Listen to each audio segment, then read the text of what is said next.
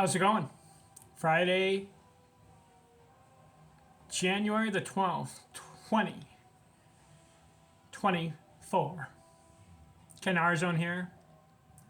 Best baseball player starting a new decade, 1980.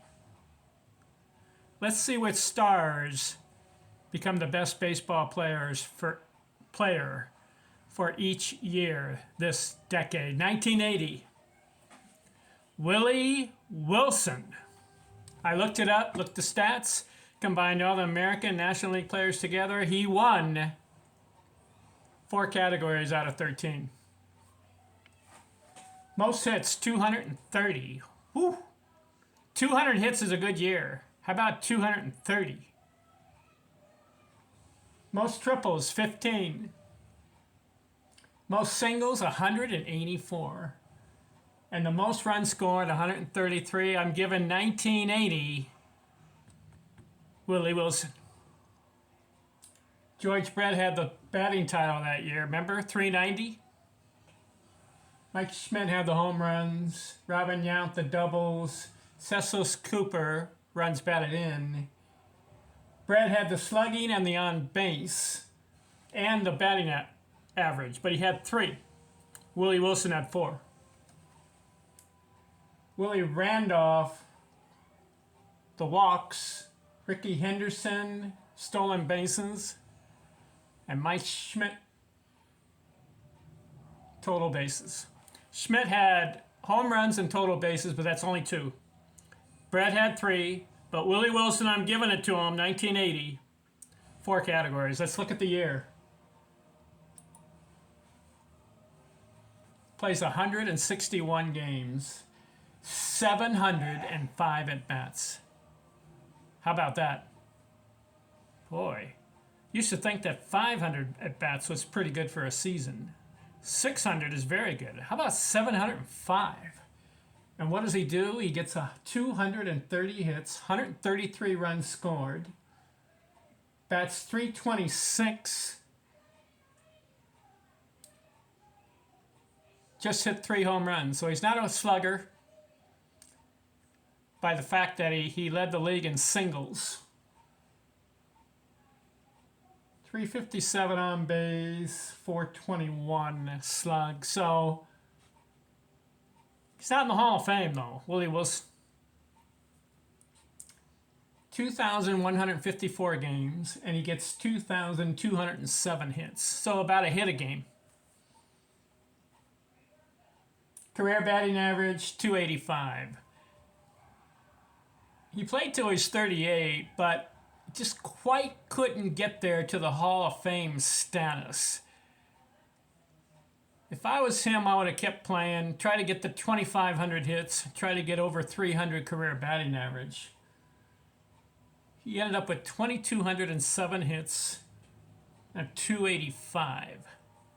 So if you look at Willie Wilson, you know what he has? Stolen bases.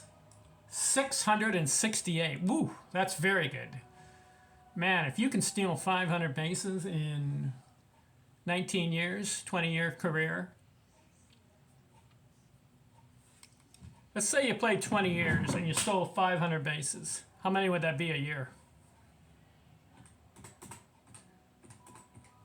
It'd be 25 stolen bases a year. Just think, you're playing in the big leagues. Steal a base is not easy. You got to get on. Got to have that lead, and you got to beat the throw from the catcher, right? He had 668 stolen bases. You know who the leader is, right? Ricky Henderson, over 1,400 stolen bases. Incredible.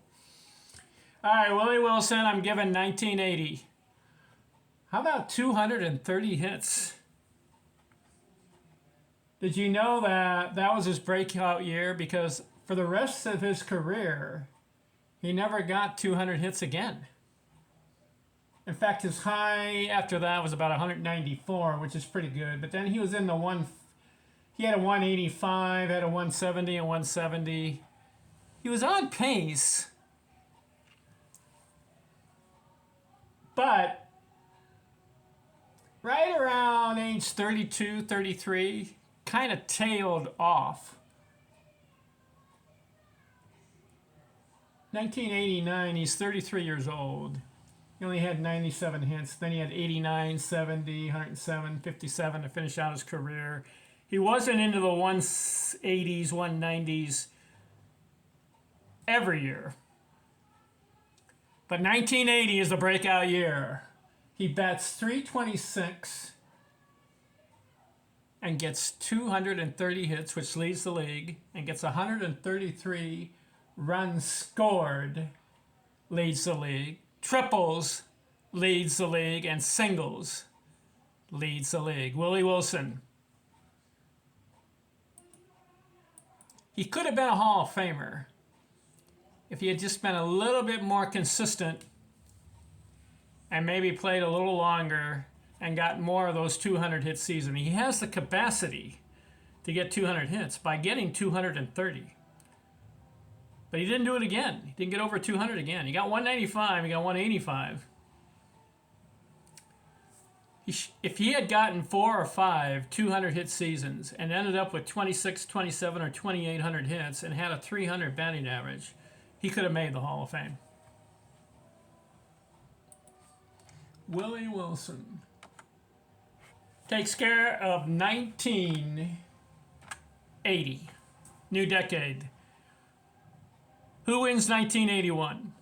Stay tuned. I'm out.